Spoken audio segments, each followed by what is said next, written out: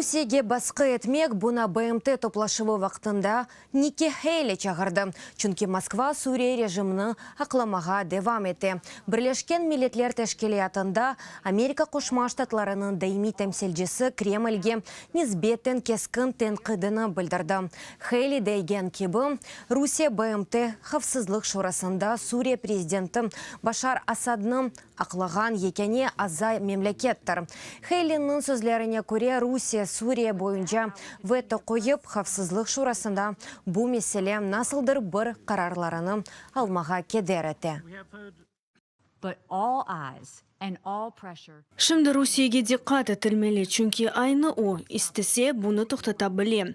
Cho'qisimiz Suriya rejimini boshqa etmege kerak bo'lganini aytgan edik, ammo o'yladigilki, Rusiyaga boshqa etmelimiz, chunki Rusiya Suriyani aqlamaga davom etadi. O'z xalqina qarshi ximik silahni qo'llangan yetakchini aqlay. Rusiya vaqt veto qo'ya. Asad uni aqlayjiqlarini biladi va jinoyatlarini davom etadi.